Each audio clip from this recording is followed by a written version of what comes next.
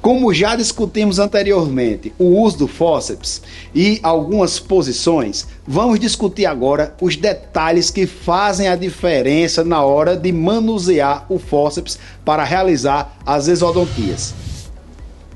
Então, vocês devem estar se perguntando como é que eu posiciono o fórceps no dente. Primeira coisa, o posicionamento ele deve ser de vestibular para lingual ou de vestibular para palatina. E até onde você vai com esse fórceps? O fórceps ele deve ser encaixado no colo anatômico. Mas que colo anatômico é esse? Como a gente sabe, o dente ele é dividido em coroa e raiz. Então, quando você encaixa o fórceps na hora de fazer a extração, esse encaixe ele deve ir até o colo anatômico, que é justamente a linha que divide a raiz da coroa. Se você não encaixa o fórceps de forma adequada, você não vai conseguir realizar os movimentos que nós citamos no módulo passado para fazer essa exodontia. Vale salientar que não é só chegar e encaixar o fórceps aqui. Então, vocês devem estar se perguntando, como é que eu encaixo o fórceps para fazer a extração? Primeira coisa, o fórceps ele deve ser encaixado no sentido vestibular para lingual ou no sentido vestibular para palatino. E onde é que você encaixa o fórceps? O fórceps é encaixado no colo anatômico. Espera aí, professor, onde é esse colo anatômico? O colo anatômico é justamente nessa linha que divide a coroa da raiz. Você precisa chegar com o fórceps o mais próximo possível dessa linha. Lembrando que, para você encaixar o fórceps, você já passou por todos aqueles princípios que nós discutimos em módulos anteriores. Incisão e descolamento, ou seja, a incisão e a difusão dos tecidos. Não adianta chegar com o fórceps e querer introduzir o fórceps sem ter feito os princípios de incisão e descolamento. Dessa forma, você vai lacerar os tecidos e não vai ter uma boa precisão na adequação desse fórceps. Outro detalhe importante que vocês devem ter visto em algum momento, que todo o corpo ele possui um centro de gravidade.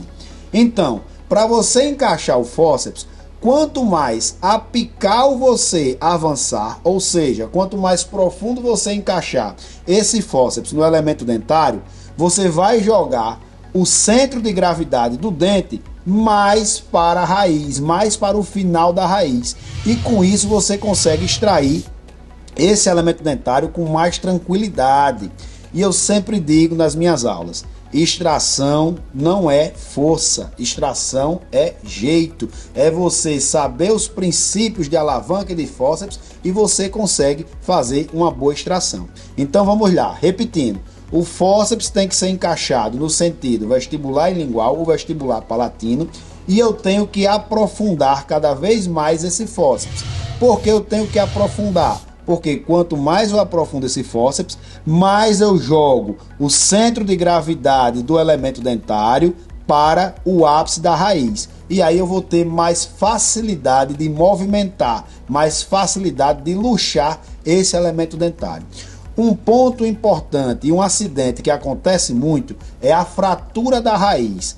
Quando é que acontece a fratura da raiz? Na maioria das vezes é porque não encaixamos o fórceps de forma adequada e não introduzimos ele o mais apical possível. E aí, na hora de fazer as movimentações e de extruir esse dente, acontece o quê? O que vocês estão vendo aí na imagem. Você vai fraturar principalmente o ápice da raiz.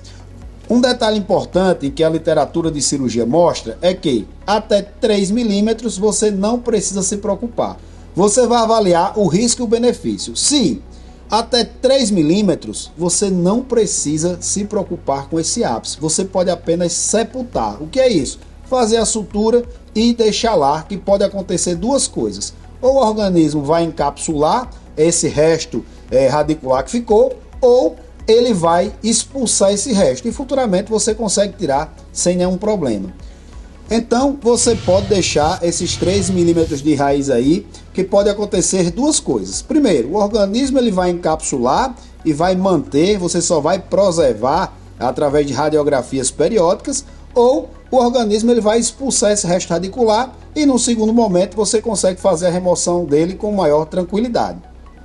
Então, retomando aqueles pontos que discutimos no módulo anterior, você só vai conseguir realizar aqueles movimentos de intrusão, de pendular vestíbulo lingual, vestíbulo palatino, rotação e extrusão, se você conseguir adaptar bem o fórceps. Adaptando bem o fórceps, jogando o centro de gravidade mais apical possível, você vai conseguir realizar a extração sem nenhum problema e com maior tranquilidade. São os detalhes que fazem a diferença e aí você vai ter o procedimento cirúrgico, o procedimento de exodontia com fórceps com maior tranquilidade e com certeza um pós-operatório bem tranquilo para o seu paciente. Agora que você aprendeu o detalhe que faz a diferença com a extração a fórceps, vamos juntos para o próximo módulo e aprender a trabalhar com as alavancas.